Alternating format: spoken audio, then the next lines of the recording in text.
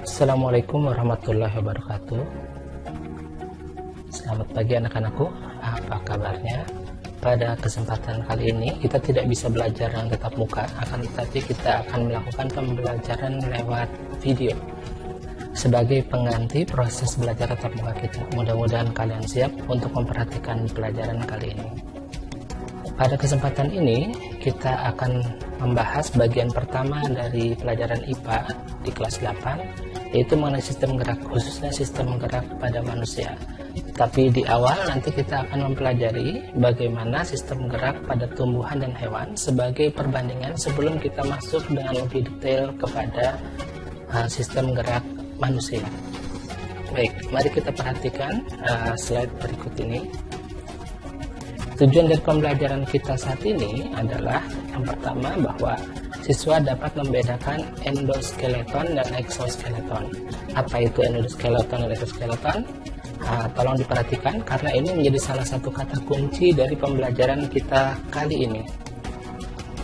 Berikutnya adalah siswa dapat menyebutkan 3 contoh hewan yang memiliki exoskeleton dan 5 contoh hewan yang memiliki endoskeleton. Jadi selain bisa membedakan apa itu endoskeleton dan exoskeleton, kalian juga harus dapat atau mampu menyebutkan contoh-contoh dari hewan yang mempunyai exoskeleton dan juga hewan yang mempunyai endoskeleton. Seperti Bapak sebutkan tadi, meskipun ini sistem gerak pada manusia, akan tetapi kita pada awal-awalnya akan mempelajari sebagai perbandingan adalah gerak pada hewan dan tumbuhan. Yang ketiga dari tujuan pembelajaran kita hari ini adalah siswa dapat membedakan antara tulang rawan dan tulang keras dengan benar. Dan ini adalah bagian dari rangka manusia. Di sini kita sudah masuk ke dalam sistem gerak pada manusia. Berikutnya, tujuan terakhir dari pertemuan pertama ini adalah siswa dapat menjelaskan proses pembentukan tulang dengan benar. Jadi 4 tujuan ini mohon dipahami dan dicermati di dalam video pembelajaran kita kali ini. Baik, kita lanjutkan.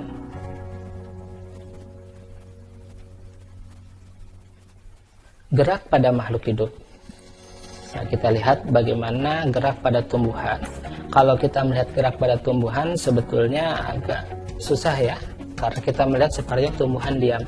Dan ini adalah karakteristik dari gerak pada tumbuhan. Dia tidak mudah untuk diamati.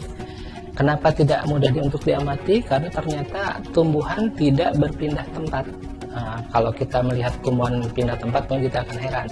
Karena selama ini kita tahu memang tumbuhan diam ya. Kalau pindah tempat mungkin itu potnya yang dibawa. Berikutnya anak-anakku, karakteristik dari gerak pada tumbuhan adalah biasanya gerak itu terkait dengan proses pertumbuhannya. Misalnya ketika tumbuhan sulur seperti tumbuhan anggur atau tumbuhan timun atau tumbuhan lain yang merambat, ketika dia tumbuh dia akan merambat ke atas dari tiang yang menopangnya. Sebaliknya kalau sebuah tumbuhan ada di tempat yang teduh kemudian dia tumbuh, maka ketika tumbuh tadi akan mengikuti menuju ke arah cahaya. Ini salah satu karakteristiknya, yaitu dengan terkait dengan proses pertumbuhan dan respon terhadap lingkungannya. Nah, pada contoh terakhir tadi responnya adalah sinar matahari.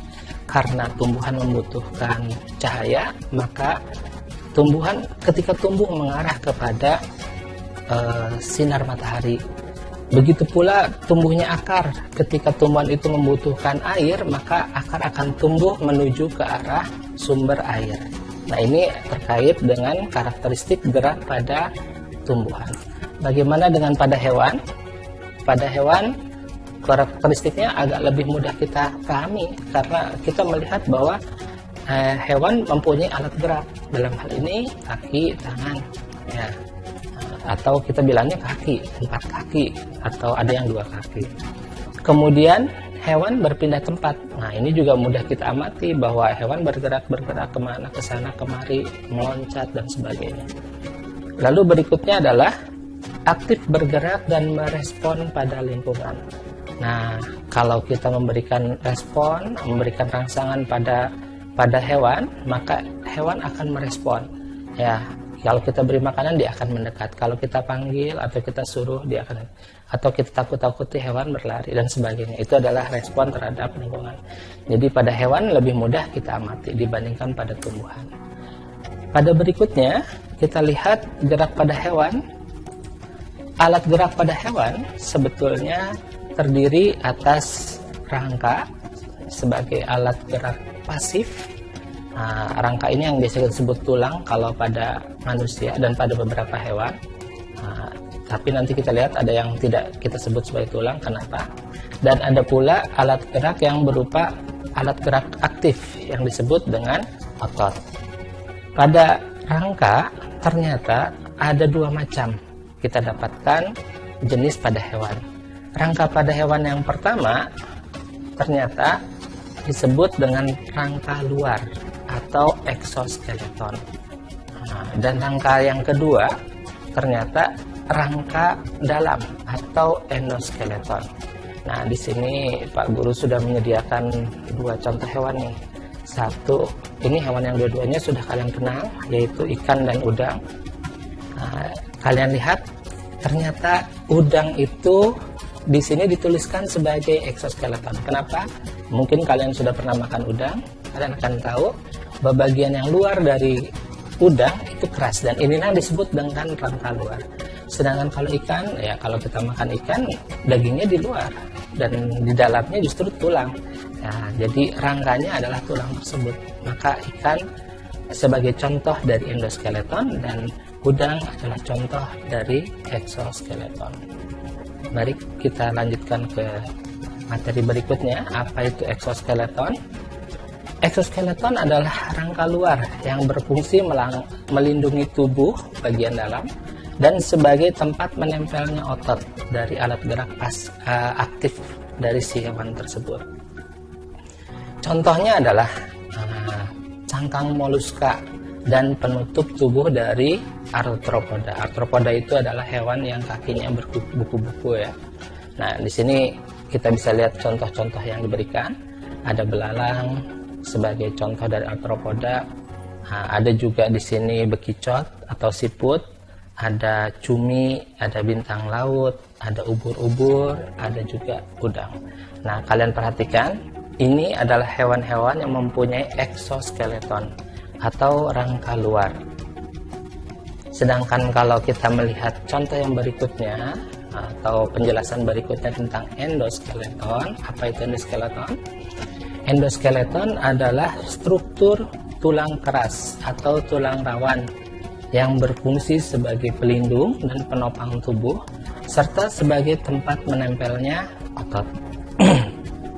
Nah, endoskeleton ini dimiliki oleh hewan-hewan vertebrata. Mungkin kalian masih ingat apa tuh hewan vertebrata?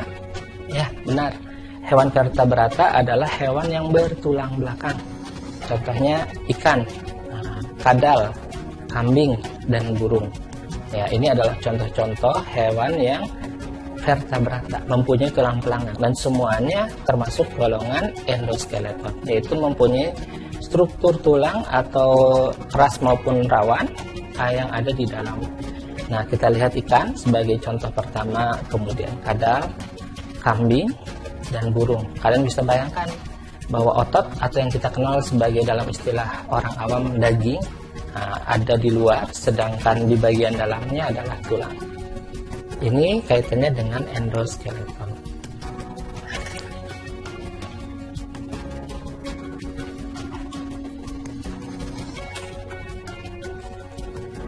Berikutnya adalah ada contoh unik, yaitu hewan dengan eksoskeleton dan endoskeleton. Nah, ada hewan seperti apa ini yang mempunyai endoskeleton dan eksoskeleton? Ternyata hewan yang memiliki eksoskeleton dan endoskeleton, yaitu rangka luar maupun rangka dalam, adalah kura-kura dan penyu. Nah, kalau kalian bisa bayangkan kura-kura aja mungkin yang lebih kita pahami, karena kita sering melihat kura-kura. Kura-kura itu seperti apa? Ternyata dia mempunyai eksoskeleton dan juga sekaligus endoskeleton. Ya, kita lihat di situ dia mempunyai cangkang di punggung, tapi juga dan penutup perut. Ini adalah eksoskeleton dari kura-kura. Tetapi kalau kita makan daging kura-kura, maka kita akan tetap mendapatkan di dalam daging kura-kura tadi ada tulang, dan ini adalah endoskeleton. Jadi dengan sendirinya kura-kura tergolong hewan yang mempunyai endoskeleton dan juga eksoskeleton. Eksoskeletonnya ada dua, yaitu di punggungnya adalah cangkang dan di bagian bawahnya penutup di bagian perut. Nah, ini istilahnya cangkang di bagian punggung ini dinamakan dengan karapas, sedangkan cangkang di bagian perut disebut dengan plastoid. Ya, hewan unik kita ini yang mempunyai endoskeleton maupun eksoskeleton adalah kura-kura dan penyu. Berikutnya, sistem gerak pada manusia. Kita masuk ke bagian utama dari bab ini. Nah, kalau manusia bagaimana?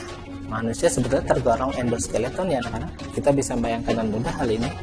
Nah, dia mempunyai dua sistem sama seperti pada hewan yang mempunyai endoskeleton, yaitu tulang atau rangka dan otot. Tulang sebagai alat gerak pasif dan otot sebagai alat gerak aktif. Berikutnya, tulang terdiri dari tulang rawan atau yang dinamakan dengan kartilago dan tulang keras atau osteon. Sementara pada otot terdiri dari 3 macam, ada otot polos, otot lurik, dan otot jantung. Ini dinamai berdasarkan bentuknya dan penampakannya, sehingga dinamakan otot polos, otot lurik, ataupun otot jantung. Berikutnya adalah tulang rawan. Nah, yang tadi kita namakan dengan kartilago. Apa itu tulang rawan? Pada awalnya hampir semua rangka kita merupakan tulang rawan, sehingga dia merupakan rangka penyangga embrio manusia.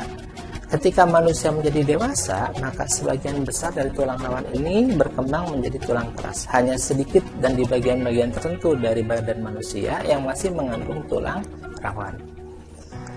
Apa itu tulang rawan? Tulang rawan ternyata terdiri atas anyaman serat yang memiliki sel-sel tulang rawan yang disebut kondrosit. Jadi sekali lagi, kondrosit adalah sel-sel tulang rawan. Sedangkan tulang rawan terdiri atasnya anyaman dari sel kondrosit atau sel-sel tulang rawan. Matriks tulang rawan itu terdiri dari serat kolagen dan kondroitin. Jadi sekali lagi, matriks tulang rawan terdiri atas serat kolagen dan kondroitin. Kondroitin itu apa? Kondroitin adalah senyawa kompleks gabungan dari protein dengan karbohidrat. Ya, jadi mudahnya kita ingat sebagai kompleks protein karbohidrat itu adalah kondroitin. Jadi tulang rawan ternyata mengandung kolagen dan juga mengandung kondroitin. Nah, akibatnya gabungan dari serat kolagen dan kondroitin tersebut menyebabkan tulang rawan bersifat kuat tetapi fleksibel, tidak mudah patah. Ya. Nah, tulang rawan terdiri dari 3 macam jenis. Yang pertama adalah tulang rawan hialin. Nah, kita lihat tulang rawan hialin ini, tolong diingat, dia termasuk yang terbanyak di dalam tubuh manusia. Matriksnya bersifat homogen, halus, dan warnanya transparan. Jadi kalau kita lihat nanti tulang rawan hialin itu bentuknya, warnanya transparan. Terdapat di mana saja? Terdapat di trakea, yaitu bagian tenggorokan kita, cuping hidung kita di sini. Nah, persendian ya di antara persendian kita sebagai pelapis, dan antara tulang rusuk dan tulang dada ya, di sekitar tulang rusuk kita dan tulang dada kita ini ada tulang rawan hialin. Yang jenis yang kedua adalah tulang rawan elastis, bersifat lentur, matriksnya mengandung serat yang elastis dan bercabang-cabang. Nah, ini terdapat pada epiglotis, yaitu bagian di dalam kita, di bagian tenggorokan sini ada yang namanya epiglotis. Coba kalian lihat nanti atau diingat-ingat apa itu epiglotis. Dan bagian luar dari telinga ya, ini daun telinga kita, di sini bersifat sangat elastis. Dan jenis yang ketiga dari tulang rawan adalah tulang rawan fibrosa yang bersifat kurang lentur, matriksnya mengandung serat kolagen yang tidak teratur. Terdapat pada antar ruas tulang belakang. Jadi di tulang punggung kita di sini ya. Nah, di antara tulang-tulang rawannya, di antara 2 tulang rawan itu terdapat tulang rawan fibrosa. Nah, di sini kurang lentur, tetapi dia termasuk tulang rawan dan serat kolagennya tidak teratur. Bagaimana dengan tulang keras? Nah, tulang keras adalah rangka yang menyokong sebagian besar dari tubuh manusia dewasa. Ya, Jadi sebagian besar dari rangka kita bukan lagi tulang rawan ketika kita dewasa, akan tetapi tulang keras. Berikutnya adalah pada bagian tulang, bagian luar dari tulang keras itu dilapisi oleh sebuah selaput yang disebut dengan periostem. Periostem ini yang merupakan tempat melekatnya otot, atau dalam bahasa awam daging ya. Tapi kalau dalam biologi kita sebut dengan otot. Nah, itu melekat pada tulang pada bagian yang disebut dengan periostem ini. Sel tulang keras disebut dengan osteosit. Nah, kembali satu istilah lagi, osteosit. Kalau tulang keras sendiri disebut dengan osteon, maaf ya. Sedangkan selnya, sel tulang kerasnya disebut osteosit. Osteon, osteosit. Osteon adalah tulang keras, sedangkan sel-sel tulang keras disebut osteosit. Yaitu berbentuk sel-sel tulang keras yang membentuk lingkaran konsentris yang berlapis-lapis. Lingkaran konsentris itu adalah lingkaran yang satu pusat, satu lingkaran, nanti lingkar di luar lagi.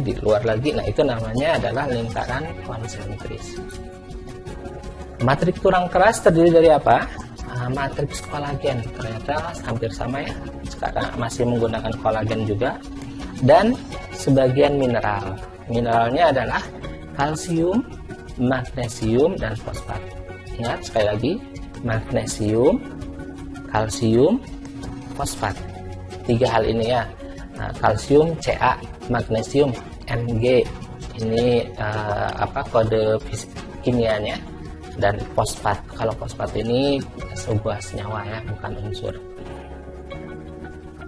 Karena kandungan mineral tersebut membentuk tulang keras, sehingga bentuknya benar-benar keras, dan bentuknya ada lingkar konsentris tadi yang berlapis-lapis yang disebut dengan lamela.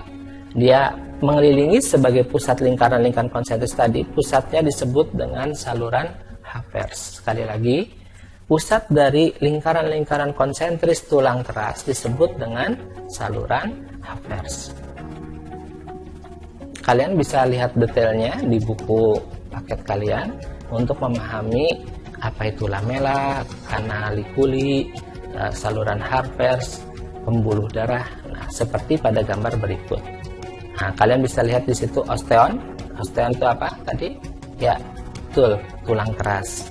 Terus lamela ini lihat, ini berlapis-lapis mengelilingi saluran Havers. Canaliculi sebagai saluran, dan ada pembuluh darah. Tulang kompak. Nah, berdasarkan pembentuknya, maka ada 2 macam dari tulang keras. Yang pertama adalah tulang kompak. Tulang dengan matriks yang bersifat padat dan rapat, dan ini yang kita kenal, dapat kita amati dengan mudah. Mungkin kalau kalian perhatikan tulang ayam, maka bagian yang kerasnya itu disebut dengan tulang kompak. Sementara di bagian dalam dari tulang kompak, kita akan dapatkan ada yang disebut tulang spons, yaitu tulang yang seperti spons atau busa, di dalamnya berlubang-lubang ya. Sehingga di sini penjelasan tulang spons adalah tulang dengan matriks berongga. Jadi meskipun keras tapi dia tidak padat, ada lubang-lubang udara di dalamnya. Pada slide berikutnya kita perhatikan jenis tulang. Sekarang kalau tadi berdasarkan pembentuknya, tulang kompak atau tulang padat dengan tulang spons, sekarang adalah berdasarkan bentuknya, maka jenis tulang bisa dibagi menjadi 3. Yang pertama tulang pipa, bentuknya betul-betul seperti pipa, lurus ya, di dalamnya berongga. Nah, contohnya adalah tulang kaki kita, tulang tangan kita, itu berbentuk seperti pipa. Kemudian ada yang bentuknya pipih, maka dinamakan dengan tulang pipih, contohnya adalah tulang belikat kita ya. Dan di sini adalah tulang pendek, yaitu tulang-tulang yang menyusun di sini di pergelangan tangan kita di sini. Nah, di sini ini adalah terdiri dari bagian mirip tulang pendek. Nah, kalian bisa lihat di gambar di dalam buku, di sini ternyata terdiri dari tulang-tulang kecil-kecil untuk membentuk pergelangan tangan kita. Pergelangan tangan dan pergelangan kaki adalah tempat adanya tulang pendek yang paling banyak. Dan yang terakhir, yang tulang bentuknya tak beraturan, seperti tulang pada wajah dan juga tulang pada tulang belakang. Nah, pada gambar ini disajikan tulang tak beraturan yang dari tulang belakang. Nah, coba kalian amati gambar ini, kemudian nanti kalian jawab pertanyaan berikut. Nah, termasuk jenis tulang manakah tulang berikut? 1. Tulang wajah. 2. Tulang rusuk. 3. Tulang kering. 4. Tulang pergelangan kaki. Nah, hati-hati, siapa tahu nanti Bapak keluarkan soal ini pada soal ulangan ya. Termasuk jenis tulang yang mana dari 4 tulang ini? Silahkan nanti dijawab masing-masing sebagai latihan pribadi. Kita lanjutkan materi kita sedikit lagi. Pembentukan tulang atau dikenal dengan osifikasi. Apa itu osifikasi? Nah, kita lihat di situ contoh tulang pipa yang tumbuh, ada tulang rawan, sendi, dan tulang rawan baru dibentuk, kemudian lapisan tumbuh tulang, kemudian tulang menjadi bagian yang keras ya. Nah, pembentukan tulang atau osifikasi dimulai dari terbentuknya tulang rawan. Di dalam tulang rawan tadi terdapat rongga-rongga, dan di dalamnya ada yang dinamakan dengan osteoblast, yaitu calon tulang tadi ya. Jadi udah ada osteon, osteosit, ini ada osteoblast. Tolong lihat. Osteoblast kemudian membentuk osteosit. Nah, apa tadi? Osteosit adalah tulang keras. Nah, dari arah dalam keluar. Jadi kalau lingkaran-lingkaran tadi ketika terbentuk dari dalam, kemudian tumbuh keluar. Nah, seperti itu. Dan yang membentuk satu sistem yang disebut dengan sistem Haffers. Kenapa? Bagian dalamnya, lubangnya tadi disebut dengan saluran Haffers. Sedangkan sistem lingkaran-lingkaran tadi yang terbentuk dari lamela-lamela tulang keras disebut dengan sistem Haffers. Nah, osteosit kemudian mensekresikan protein yang akan menjadi matriks tulang keras ya. Nah, ini adalah proses pembentukan tulang atau osifikasi. Kemudian matriks tulang keras tersebut akan terisi dengan kalsium dan fosfat sehingga akhirnya matriks tulang akan mengeras. Nah, inilah proses pembentukan tulang atau lebih tepatnya pembentukan tulang keras ya. Karena awalnya adalah adanya pembentukan tulang rawan. Nah, materi kita sampai di sini. Mudah-mudahan kalian bisa memahami, kalian bisa pelajari lagi bagian-bagian yang kurang kalian mengerti di buku, atau kalian bisa putar ulang video ini sebagai bahan pembelajaran kalian. Terima kasih, sampai jumpa lagi di materi berikutnya. Insya Allah kita akan bertemu lagi, dan mudah-mudahan meskipun dalam masa pandemi seperti ini kita tidak bisa bertatap muka, insya Allah kita akan tetap belajar dengan mudah. Ingat, IPA itu belajar tentang diri kita dan alam, sehingga dengan demikian semestinya mudah kita amati dan bagian dari pemahaman kita terhadap ayat-ayat Allah di luar diri kita. Sebagai pemahaman kita, semakin dekat kita memahami ayat-ayat Allah di lingkungan kita, di sekeliling kita, yaitu alam sekitar, akan semakin dekat kita kepada Allah.